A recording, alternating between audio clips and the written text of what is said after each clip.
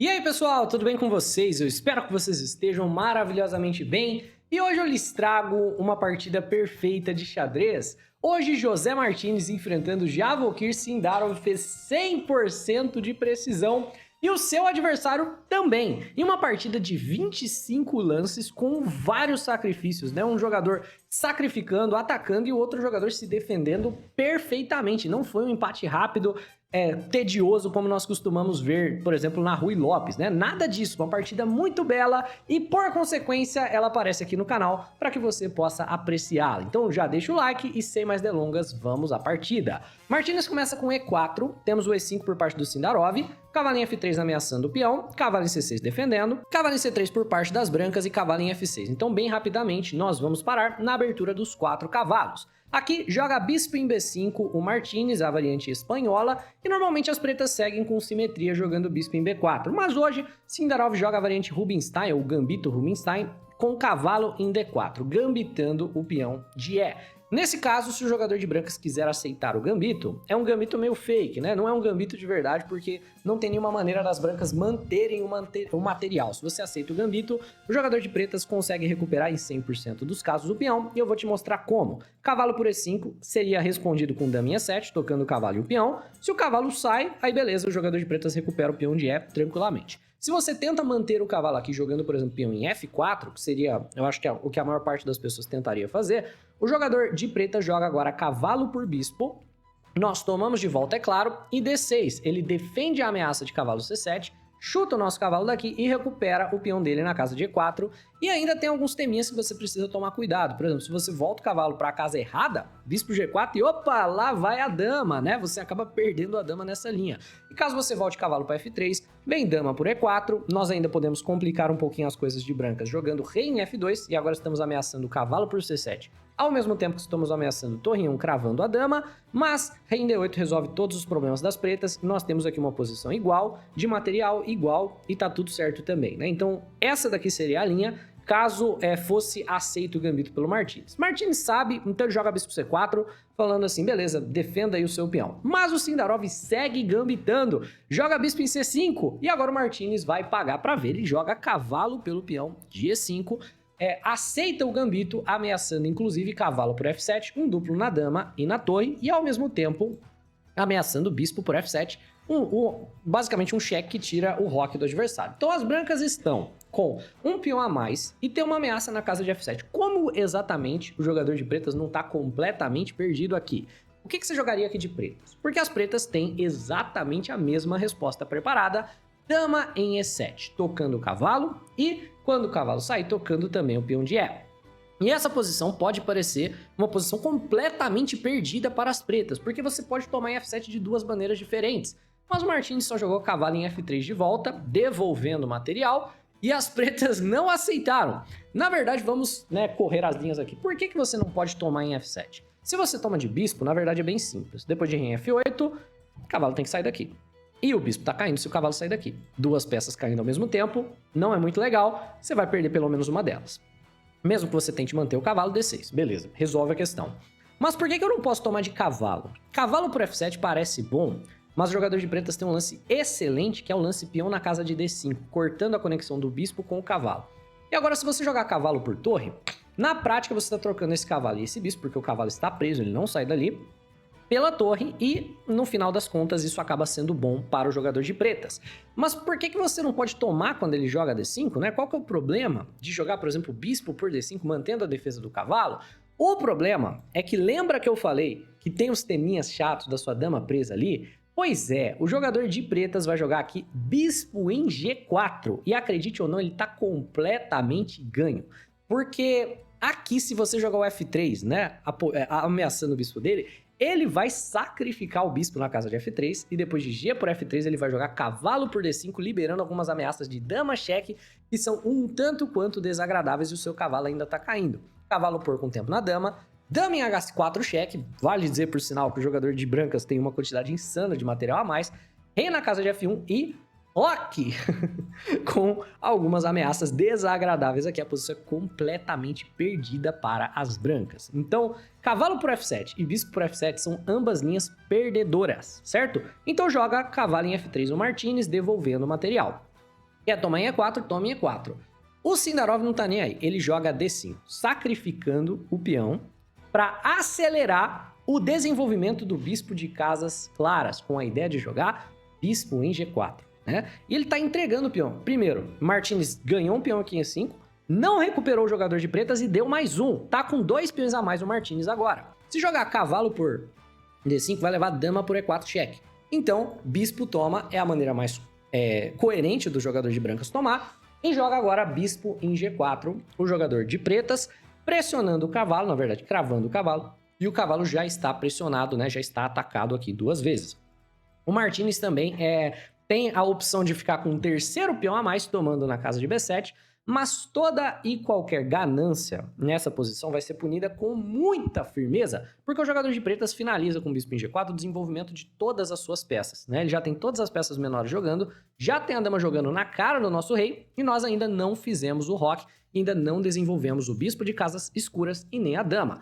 Então, ao invés de sair catando o peão e levando o ataque da vida dele, né, e levando aqui o ataque mais brutal da história, trazendo mais peças do jogador de pretas para jogar, as brancas, na verdade, vão jogar bem, porque é uma partida com 100% de precisão. O Martínez joga peão em D3, preparado para jogar bispo em E3 e preparado para trazer peça para o jogo e fazer o roque tranquilo.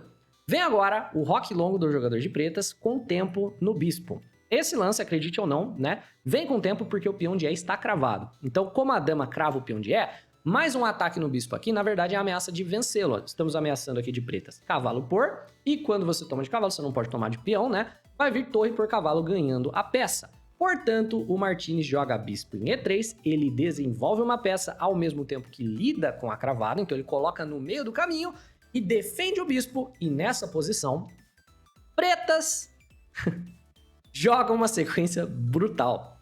Cavalo toma bispo, parece horrível, parece que tá trocando peça com material a menos e parece que tá convidando o jogador de brancas a tomar de cavalo, e tá mesmo, né? Você tem que tomar de volta.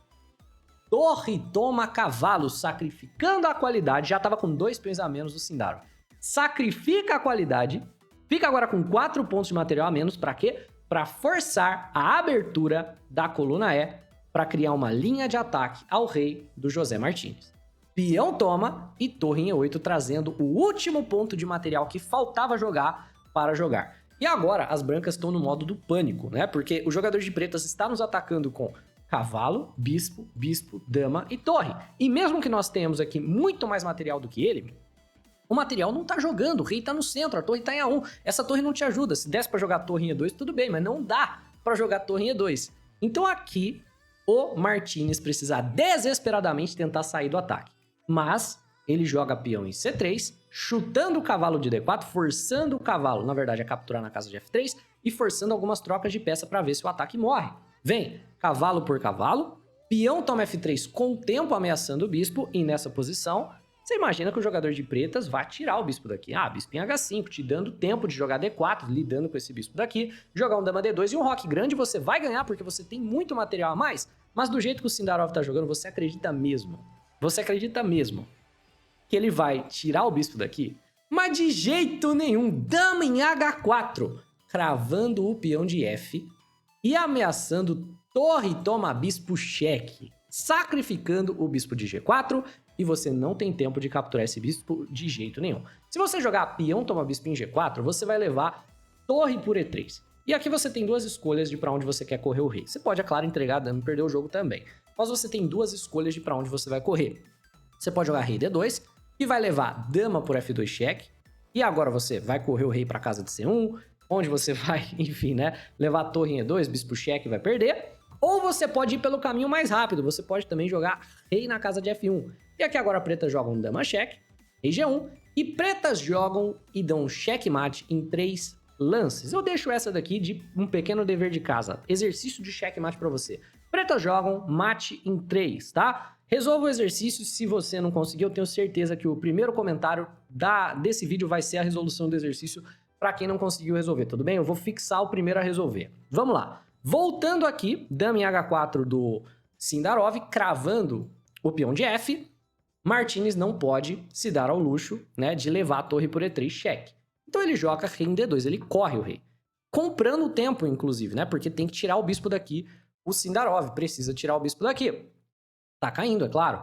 Só que nessa posição vem o lance mais brutal e mais bonito da partida. Na minha opinião, esse daqui é o mais brutal e o mais lindo da partida. E eu quero que você pause o vídeo e tente resolver por conta própria qual é o único lance para as pretas que mantém o ataque e, por consequência de manter a iniciativa de ataque, mantém a igualdade nessa posição. Pausou? Encontrou? Cara, eu espero que você tenha sido capaz de encontrar o absolutamente brilhante Torre por E3. Esse lance é maravilhoso, certo? E a razão pela qual você sacrifica a torre é porque você precisa do par de bispos para manter o ataque vivo. Se você tomasse em E3 de bispo, você estaria completamente perdido de pretas e logo você vai entender por quê, né? Na partida torre por E3, peão toma torre, dama em F2 cheque e aqui tá a razão. Por exemplo, se tivesse jogado bispo por E3, peão toma e dama em F2 cheque, seria possível para o jogador de branca se proteger do cheque de dama, jogando dama em E2. E, por exemplo, torre por é completamente perdedor, nós tomamos a dama, né? Só que na maneira que jogou sacrificando a torre e mantendo o bispo, quando vê o dama em F2 cheque, o que é que acontece se você joga a dama em E2 para se defender? Me diz. Dama em E2 para se defender, você crava a própria dama. Parece que você tá defendendo E3, não tá. A dama tá cravada, bispo por E3. Não pode tomar de dama, é um lance legal, olha só. Então você tem que jogar rei em C2 abandonando a dama ou rei em D1 mantendo a dama por mais um lance, né? Porque você vai perder pra cravada e olha a potência do par de bispos, né? Então aqui o único lance para se defender depois do sacrifício brutal e do dama em F2 é rei em C1. E agora os dois peões caem com o ataque dos bispos. Vem bispo por F3, tocando a torre, dama em E1, propondo uma troca de damas, vai que, né? Nunca é tarde pro adversário errar. Dama, torre toma, ganhamos, né? Nada disso, né? Vem bispo por E3 cheque, rei em B1, e agora bispo toma a torre, dama toma de volta. E nessa posição, pretas jogam dama em E2. Ameaçando dama por D3, cheque, mate. Se você tirar a dama para defender o mate, jogando dama na casa de E4, aí dama em D1 é mate também. Aqui, as brancas têm que se defender desse ataque de cheque-mate, né? Como exatamente as brancas vão tentar se defender? Enquanto você pensa, eu vou fazer um pequeno merchan. Ao canto inferior esquerdo aí do seu vídeo, tem uma loja de produtos enxadrísticos para você que está procurando um tabuleiro grande de madeira. Produto bonito, também um produto que vai durar o restante da sua vida, né? Da Botticelli, uma marca muito boa. Fica à vontade, né? Se quer livros enxadrísticos, tem aí também. Para você que tá aqui apenas pelo xadrez, a única maneira de sobreviver é gerando um respiro pro rei com o peão de A. E agora dama cheque, rei A2, dama cheque, rei B1, dama cheque, rei A2, dama cheque, rei B1. E nessa posição, poderia escolher continuar jogando o jogador de pretas com material a menos, mas com esse 3 contra 1 na ala do rei, né? Poderia jogar um F5, alguma coisa assim. Sindarov decide empatar com dama em D3 cheque. E nós temos uma partida com 100% de precisão por ambos jogadores. Agora que eu vi que a câmera tava muito pra cima, né? Mas olha só, 100% de precisão por ambos jogadores. Partida linda, maravilha. Se você curtiu, deixa o like no vídeo, se inscreve no canal. Um abraço e até a próxima. Valeu, falou, tchau, tchau.